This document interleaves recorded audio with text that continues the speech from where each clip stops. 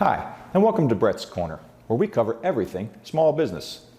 From how to start a business, to how to grow your business, to how to keep your books, and ultimately how to position and sell your business, and some things to think about after you've sold your business. If you're a small business owner, or you're thinking of being a small business owner, you're in the right place.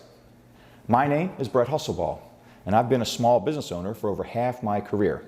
I started my first small business in 1995.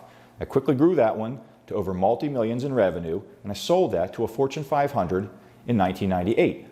I started my second small business in 2000. I grew that one more slowly to over $1 million in revenue, and I sold that to a multi-billion-dollar corporation in 2014. And now I'm retired. And what I like to do here at the Corner is to share the benefit of my experience with you.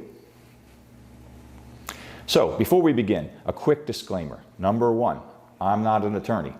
I will share with you some of the experiences I've had regarding legal issues and what worked for me, but what worked for me may not work for you. If you have specific legal questions, consult an attorney. Number two, I'm not a CPA, nor am I a certified financial planner. But like every business owner, I know my financials, and we'll talk financials, and I'll share with you some of the things that you should know. But if you have specific financial questions or tax questions, consult a professional. Same goes with investment questions. Consult a professional. So, with that out of the way, let's get on to today's video.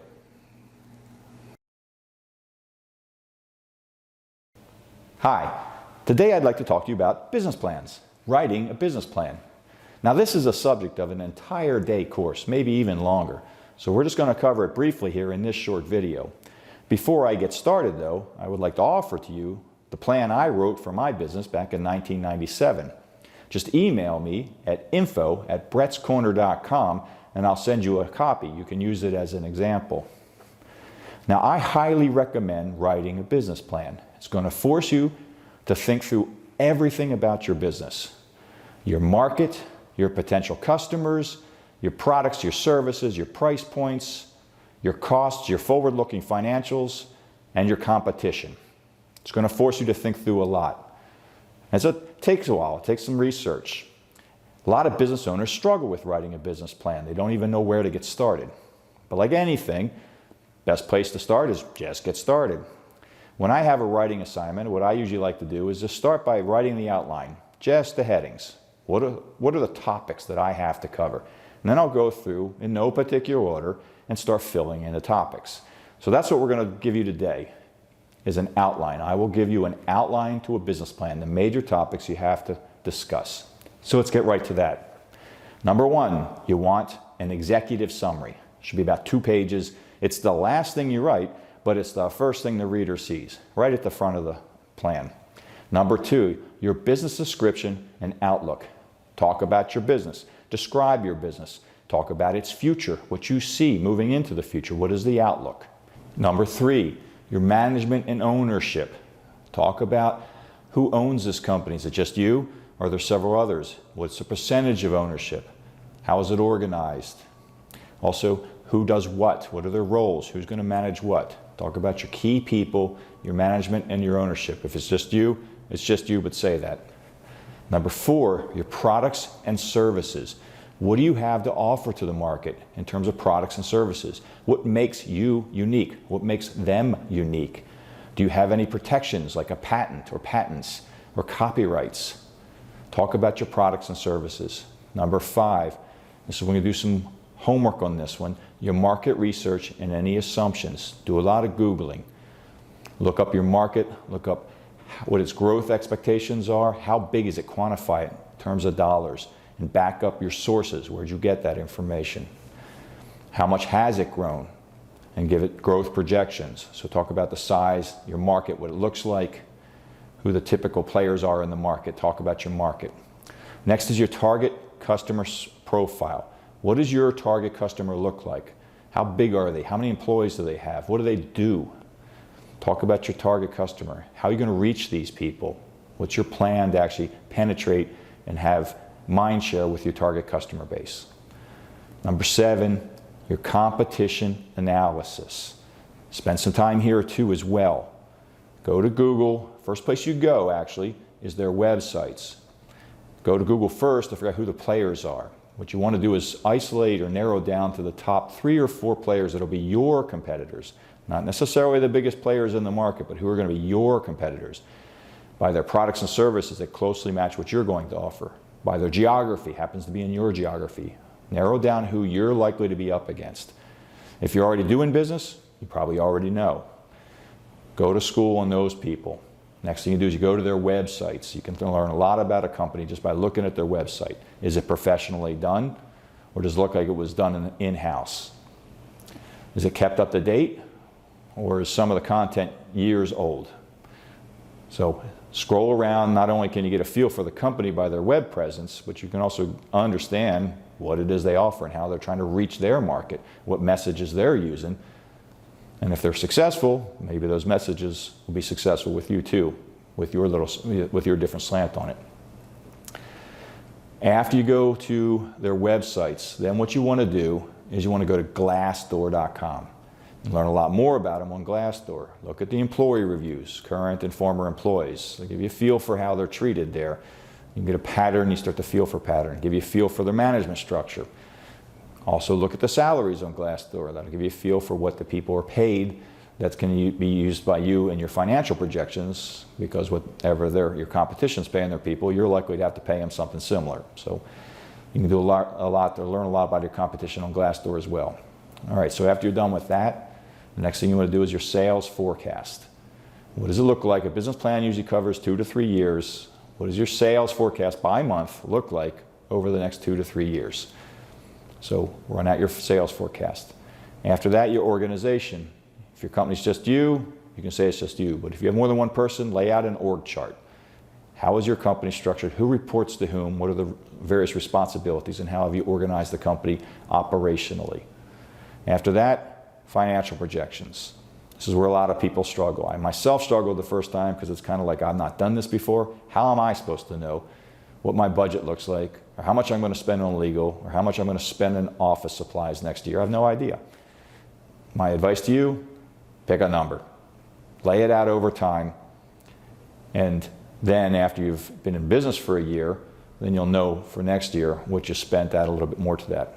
Now, to make it easier for you, what I've done is I've laid out a spreadsheet that does all the calculations. You just fill in the numbers. And I've color-coded it so you know where to put your information, and it will calculate the results. And I'll make that available to you. Again, just email me at info@brettscorner.com, and I'm happy to send that spreadsheet over. Now, what I'm going to do right now is give you a little tour of that spreadsheet, and for that, we're going to go to the computer. So this is how you would lay out your financial projections. Now, this particular spreadsheet just covers 2 years. Sometimes people will do 3 years as well. I have laid it out so that it starts with an overview, and it gives you some instructions on that overview of the color coding of the spreadsheet, where you should put your information versus where there are formulas, what have you.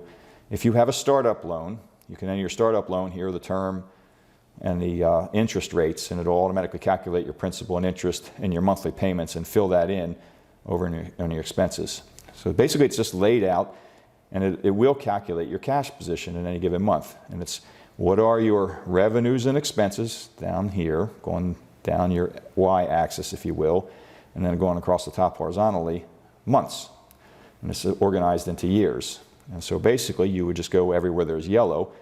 Here are all your products and sales and your sales forecast by month. Fill that in here, and it'll calculate what your revenue is. It already has your loan information in there, so it knows what your cash available is from your loan injection. Down here, you will put all your employees and their wages, their annual wages, and it'll calculate that out by month. It'll automatically calculate gross wages. It has an assumption that it uses for payroll taxes, and then you can fill in the rest of your information, how much you're going to spend on advertising. I'll say this for you, you'll have no clue. You've not done it before if you haven't done it. If you have, yeah, you know what you spent last year. Use that plus some percentage more. But if you haven't done it, you'll have no clue. So just fill anything in. It just seems reasonable to you, how much you think you're going to spend. For no better reason, it'll become your budget, your annual operating budget for this year. Then next year, when you have some actual numbers, you can go back and refine your plan. It will calculate your operating expenses. It'll calculate your cash position. Now this is an important line to look at. So you see you go negative a couple times on just because you've got a loan payment to make each year or each month. And so what I used to do with this is I'd fill this out annually, and then I'd keep it up to date. And this would tell me in any given month how much of a line of credit I needed to cover that month, because I would see wild cash swings in my business. You may or may not see them in yours, but I did in mine. And so I used to watch this cash line here, and it would calculate. And the spreadsheet I've worked out kind of takes into account, if you've got terms with your customers, a portion of your money is going to come in later than when you actually bill it and do the business with your sales. So it will calculate that here and give you it's a conservative outlook on what your cash position will be. And then over here, you can see it's organized by tab, year 1, year 2, and then finally here, it charts your cash positions. And it'll show actually, in this case, we've started with a $100,000 loan, and we're using that money actually to pay off the loan. We've got no income and no expenses loaded into the spreadsheet currently. But if there were true income and true expenses, you would see this dip and go up and down in terms of what your actual cash in the bank position would be. I used to use this when I was seeking funding with banks, because the one thing they're going to want to know is how much money do you need, and tell us why it's that much money. What are you going to do with that money? And so I would show them this and say, hey, look, this is where my cash negatives are, and I need at least this much money to cover my shortfalls in a line of credit. So those are your financials. Again, just email me at info@brettscorner.com. I'll send you that spreadsheet. You can use that to help lay out your financials. Last thing in your business plan, resumes of your key people. Anybody you mentioned back in your management section, their resume should be in that plan. And maybe anybody else you've got that's key in the company, their resume should be in the back of the business plan. So let's recap real quickly, an outline.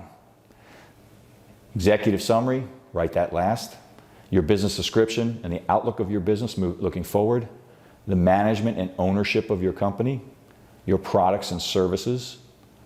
Do your market research and list any assumptions you made in coming up with the numbers that you use in your market research.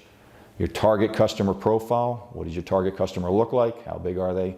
Your competition, an analysis of your competition. Spend some time here. Do a real thorough job on understanding your competition. The better you understand them, the better you can compete against them. Your sales forecast. What does it look like for the next 2 to 3 years? How is your company organized? Include an org chart if you have more than one person. What are your financial projections for the next 2 to 3 years? Spend some time on that too. It'll take you a while. Ask me for the spreadsheet. I'll send it over to you. Make your job easier. And then lastly, resumes of your key people. If you like the content we're providing here, please follow us. And as always, if you have any questions, please direct those questions to info@brettscorner.com. I'll watch that email address and I'll respond to your emails. I won't respond to comments you leave on the video, so please use the email address if you have any questions or you want me to respond. And as always, thanks for watching.